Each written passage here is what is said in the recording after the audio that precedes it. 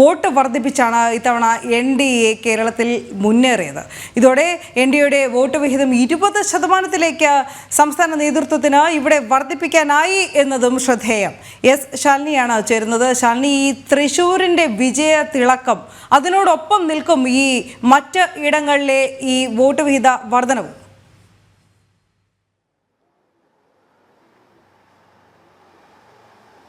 അനു, അങ്ങനെ തന്നെയാണ്. കരുതലോടെയുള്ള പ്രവർത്തനം, ഒപ്പം തന്നെ പഴുതടച്ചുള്ള സംഘടനാ സംവിധാനങ്ങളുടെ പ്രവർത്തനങ്ങൾ, ഇത് തന്നെയാണ് സംസ്ഥാനത്തെ NDA വലിയ രീതിയിൽ മുന്നേറ്റം ഈ ലോക്സഭാ തെരഞ്ഞെടുപ്പിൽ ഉണ്ടാക്കിയത് എന്നുള്ളതാണ്. കാരണം ഈ കണക്കുകൾ നമുക്കിപ്പോൾ വ്യക്തമാക്കുന്നതും അത്തരത്തിൽ തന്നെയാണ്.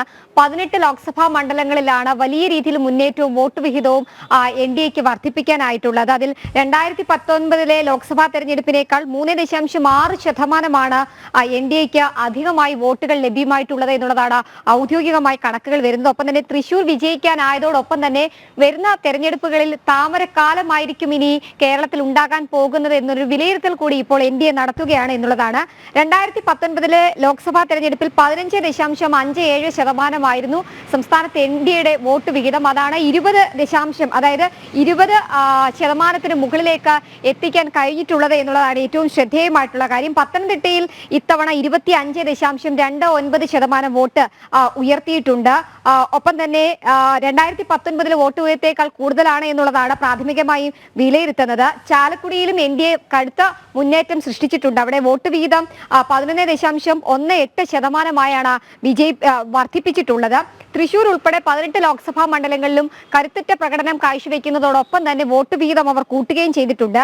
ആലപ്പുഴയിലും ആലത്തൂരിലുമാണ് ശ്രദ്ധേയമായിട്ടുള്ള മണ്ഡലങ്ങളായി കണക്കാക്കേണ്ടത്. അവിടെ 2019 10%-ലധികം വോട്ട് വിഹിതമാണ് വർദ്ധിപ്പിച്ചിട്ടുള്ളത്. ആലത്തൂരിൽ ഇത്തവണ 18.97% വോട്ടാണ് വർദ്ധിപ്പിച്ചിട്ടുള്ളത്.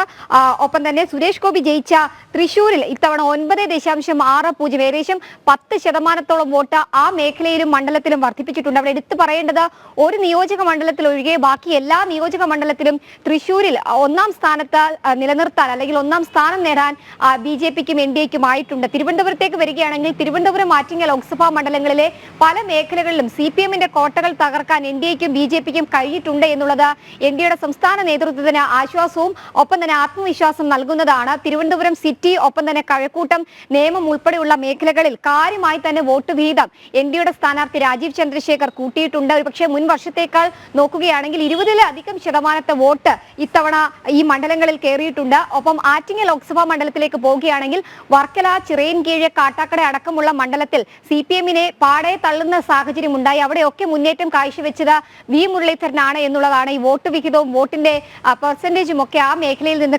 കാണിക്കുന്നത്. ഇപ്പോൾ ഔദ്യോഗികമായി BJPയുടെ കണക്കുകൾ കൂടി പുറത്തു വരികയാണ്. ആ കണക്കുകൾ പരിശോധിക്കുകയാണെങ്കിൽ തിരുവനന്തപുരം ലോക്സഭാ മണ്ഡലത്തിൽ 3,42,078 വോട്ടുകളാണ് NDA സ്ഥാനാർത്ഥി നേടിയത്. രാജീവ് ചന്ദ്രശേഖർ സ്വന്തമാക്കിയത്. അതിൽ 35.52% വോട്ട് വിഹിതമാണ് തലസ്ഥാന ജില്ലയിൽ, പ്രത്യേകിച്ച് തിരുവനന്തപുരം, ഒരു കേന്ദ്രമന്ത്രി മത്സരിച്ച ദേശീയ ശ്രദ്ധ ആകർഷിച്ച മണ്ഡലത്തിൽ BJP നേടിയിട്ടുള്ളത്. ആറ്റിങ്ങൽ ലോക്സഭാ മണ്ഡലത്തിലേക്ക് പോവുകയാണെങ്കിൽ 3,11,779 വോട്ടുകളാണ് കേന്ദ്രമന്ത്രി V മുരളീധരൻ നേടിയത്. അവിടെ 31.64% വോട്ട് ഉയർത്താൻ കഴിഞ്ഞിട്ടുണ്ട്. പത്തനംതിട്ടയിലേക്ക് പോവുകയാണെങ്കിൽ 2,34,406 വോട്ടുകളാണ്, 25% കടന്നു. അവിടെയും BJPയുടെ വോട്ട് വിഹിതം എന്നുള്ളത് എടുത്തു പറയേണ്ടതാണ്. ആലപ്പുഴയിലാണ് മറ്റൊരു ശ്രദ്ധേയമായ മത്സരം നടന്നത്. ആലപ്പുഴയിൽ 2,99,648 വോട്ടുകളാണ് ശോഭാ സുരേന്ദ്രൻ നേടിയിട്ടുള്ളത്. അവിടെയും 28.30% അവിടുത്തെ വോട്ട് ശതമാനം. പക്ഷേ നമുക്കറിയാം, ശോഭാ സുരേന്ദ്രൻ ഏത് ലോക്സഭാ മണ്ഡലത്തിൽ മത്സരിച്ചാലും വോട്ട് വിഹിതം ഗണ്യമായി വർദ്ധിപ്പിക്കുന്ന കാഴ്ചകൾ കാണാം. തിരുവനന്തപുരം, ആറ്റിങ്ങൽ ലോക്സഭാ മണ്ഡലത്തിൽ കഴിഞ്ഞ ലോക്സഭാ തെരഞ്ഞെടുപ്പിൽ മത്സരിച്ചപ്പോഴും 2,48,000 വോട്ടുകളായിരുന്നു അന്ന് അവസാന ഘട്ടത്തിലെത്തിയ സ്ഥാനാർത്ഥി എന്ന നിലയിൽ പോലും ശോഭാ സുരേന്ദ്രൻ നേടിയത്. 24.97 വർദ്ധിപ്പിച്ചിരുന്നു ആറ്റിങ്ങൽ കഴിഞ്ഞ തവണ ശോഭാ സുരേന്ദ്രൻ വോട്ട് വീതം.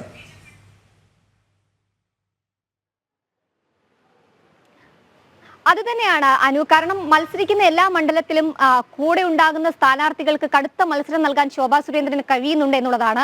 ആലപ്പുഴയിലടക്കം പോസ്റ്റൽ വോട്ടുകൾ ആദ്യം എണ്ണിയപ്പോഴും ഒപ്പം തന്നെ അത്തരത്തിൽ സർക്കാർ സംവിധാനങ്ങളിൽ നിന്നും സർക്കാർ വോട്ടുകളും വീട്ടിലെ വോട്ടും ഒക്കെ എണ്ണിയപ്പോഴും വലിയ ലീഡ് ഉയർത്താൻ ശോഭാ സുരേന്ദ്രന് ആലപ്പുഴയിൽ കഴിഞ്ഞിട്ടുണ്ട് എന്നുള്ളതാണ് ഈ കണക്കുകൾ വ്യക്തമാക്കുന്നത്. ഇനി തൃശൂർ ജില്ലയിലേക്ക് പോവുകയാണെങ്കിൽ ഒരുപക്ഷെ ചരിത്രത്തിൽ തന്നെ ലോക്സഭയിലേക്ക് ആദ്യമായി താമര വിരിഞ്ഞ മണ്ഡലമാണ്. അവിടെയും കാര്യമായി തന്നെ വോട്ട് പിടിക്കാൻ സുരേഷ് ഗോപിക്ക് കഴിഞ്ഞിട്ടുണ്ട് എന്നുള്ളതാണ്. 4,12,338 വോട്ടുകൾ സ്വന്തമാക്കിയപ്പോൾ അവിടെ വോട്ടിംഗ് ശതമാനം 37.80% NDAക്ക് ഉയർത്താനായിട്ടുണ്ട്. മറ്റൊരു മണ്ഡലം പാലക്കാടാണ്. അവിടെയും 25% അവിടുത്തെ വോട്ട് ശതമാനം ഉയർത്തിയിട്ടുള്ളത്.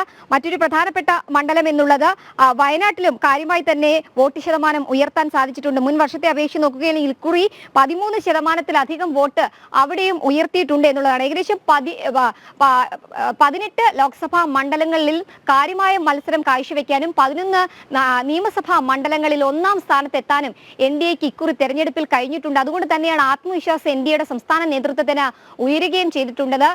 വരുന്ന തെരഞ്ഞെടുപ്പിൽ അത് ഇനി വരുന്ന നിയമസഭാ തദ്ദേശ സ്വയംഭരണ തെരഞ്ഞെടുപ്പിലൊക്കെ തന്നെ ഈ ഒരു മുന്നേറ്റം ആവർത്തിക്കാനും ഈ ഒരു ട്രെൻഡ് നിലനിർത്താനുമാകും എന്നുള്ളൊരു ആത്മവിശ്വാസം NDA ക്യാമ്പുകൾക്ക് നൽകുന്നുമുണ്ട്. എന്തായാലും ആദ്യമായി താമര വിരിഞ്ഞ ആത്മവിശ്വാസത്തിൽ കൂടുതൽ മണ്ഡലങ്ങളിലേക്കും കൂടുതൽ മേഖലകളിലേക്കും അത് വ്യാപിപ്പിക്കാൻ കഴിയും എന്നുള്ളതാണ്. ഒപ്പം ഭരണവിരുദ്ധ വികാരം അലയടിച്ച തെരഞ്ഞെടുപ്പായി തന്നെയാണ് ഇക്കുറി ഈ ഒരു തെരഞ്ഞെടുപ്പിനെ വിലയിരുത്തുന്നത് NDA സംസ്ഥാന നേതൃത്വം.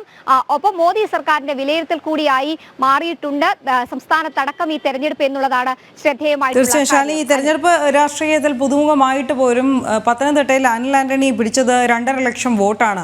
അതും എടുത്ത് കാണേണ്ട ഒരു കാര്യം തന്നെയാണ്. ഇനി മറ്റൊന്ന്, നമ്മൾ ഇതിനിടയിൽ ഒഴിച്ചുകൂടാനാവാത്ത അല്ലെങ്കിൽ വിട്ടുപോകരുതാത്ത 2 മണ്ഡലങ്ങൾ കാസർഗോഡും ആലത്തൂരുമാണെന്ന് തോന്നുന്നു. കാരണം അവിടെയും കാര്യമായ ഒരു പുരോഗതി NDA സ്ഥാനാർത്ഥികൾക്ക് നേടാനായി എന്നത് ശ്രദ്ധേയമാണ്. ML അശ്വിനി കാസർഗോഡ് പിടിച്ചത് 2.19 ലക്ഷം വോട്ടാണ്. അത് നിസ്സാര കാര്യമല്ല. കാരണം 3.5% അവിടെ വോട്ട് വിഹിതം വർദ്ധിപ്പിച്ചിട്ടുമുണ്ട്.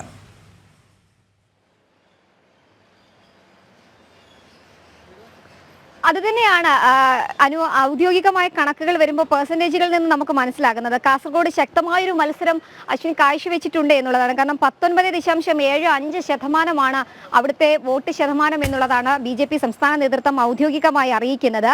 ഒപ്പം കണ്ണൂര്, വയനാട്, ഞാൻ സൂചിപ്പിച്ചതുപോലെ തന്നെ കോഴിക്കോട് അടക്കമുള്ള മണ്ഡലങ്ങളിൽ ശക്തരായ സ്ഥാനാർത്ഥികൾ ശക്തമായ മത്സരം കാഴ്ചവെച്ചിട്ടുണ്ട് എന്നുള്ളതാണ് ഈ കണക്കുകൾ സൂചിപ്പിക്കുകയും ചെയ്തിട്ടുള്ളത്. എന്തായാലും NDA ക്യാമ്പുകളെ സംബന്ധിച്ചിടത്തോളം ആത്മവിശ്വാസത്തോടൊപ്പം കൂടുതൽ കരുത്ത് പകർന്നത് കൂടിയാണ് ഈ ഒരു വിജയവും. ഒപ്പം തന്നെ ഈ മിക്ക ലോക്സഭാ മണ്ഡലങ്ങളിലും ഈ മുന്നേറ്റം കാഴ്ചവെക്കാൻ സാധിച്ചിട്ടുള്ളത് എന്നുള്ളതാണ്. തിരുവനന്തപുരം ആറ്റിങ്ങൽ മണ്ഡലത്തിലൊക്കെ നമ്മൾ കാര്യമായി പരിശോധിക്കുകയാണെങ്കിൽ CPMന്റെ കുത്തക അല്ലെങ്കിൽ കോട്ടകൾ എന്ന് അവർ അവകാശപ്പെടുന്ന മണ്ഡലങ്ങളിൽ പോലും കാര്യമായി തന്നെ മുന്നേറാൻ CPMനോ CPI സ്ഥാനാർത്ഥികൾക്കോ കഴിഞ്ഞിട്ടില്ല എന്നുള്ളതാണ് ശ്രദ്ധേയമായിട്ടുള്ള കാര്യം. തിരുവനന്തപുരത്ത് 2010 ശേഷം നമ്മൾ കണ്ടിട്ടുള്ളത് എപ്പോഴും തിരുവനന്തപുരം ലോക്സഭാ മണ്ഡലത്തിൽ CPIയുടെ സ്ഥാനാർത്ഥിയാണ് കഴിഞ്ഞ കുറേ വർഷങ്ങളായി മത്സരിക്കുന്നത്. ആ ഒരു സ്ഥാനാർത്ഥിക്ക് 3ാം സ്ഥാനത്ത് നിന്ന് ലീഡ് ചെയ്ത് 2ാം സ്ഥാനത്തേക്ക് പോലും എത്താൻ കഴിയുന്നില്ല എന്നുള്ളതാണ് തലസ്ഥാനത്തെ കാഴ്ച എന്നുള്ളത്. ഇക്കുറിയും അത് തന്നെയാണ് കഴിഞ്ഞിട്ടുള്ളത്.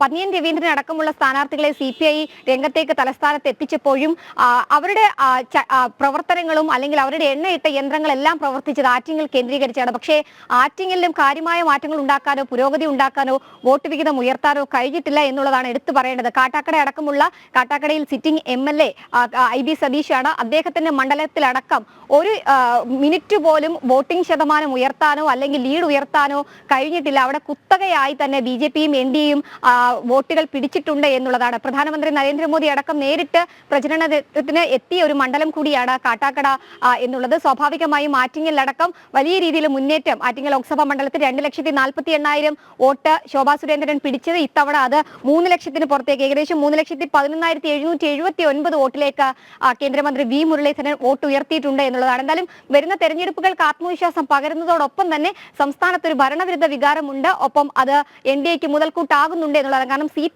CPMന്റെയും CPIയുടെയും LDFന്റെ നഷ്ടപ്പെട്ട വോട്ടുകളെല്ലാം പോയിട്ടുള്ളത് NDA അക്കൗണ്ടിലേക്കാണ് എന്നുള്ളതാണ് ഏറ്റവും ശ്രദ്ധേയമായിട്ടുള്ള കാര്യവും അനു. തീർച്ചയായും നമ്മൾ ഈ ദൃശ്യങ്ങളിൽ ആവർത്തിച്ച് ജി കൃഷ്ണകുമാറിനെ കാണിച്ചുകൊണ്ടിരുന്നു. കാരണം കൊല്ലത്തെ NDA സ്ഥാനാർത്ഥി, കൊല്ലത്തെ അവസ്ഥ പരിശോധിച്ചാലും ഇപ്രകാരം തന്നെയാണ്. കാരണം 7.15% കൊല്ലത്ത് NDA സ്ഥാനാർത്ഥിക്ക് ലഭിച്ച വോട്ട് വിഹിതത്തിലെ വർധനവ് എന്ന് നമ്മൾ കാണേണ്ടതുണ്ട്. അതായത് 1.5 ലക്ഷത്തിലധികം, 1.63 ലക്ഷത്തോളമോ അല്ലെങ്കിൽ അതിലധികമോ വോട്ട് അദ്ദേഹത്തിന് അവിടെ നേടാൻ കഴിഞ്ഞിട്ടുണ്ട് എന്നതും ശ്രദ്ധേയം.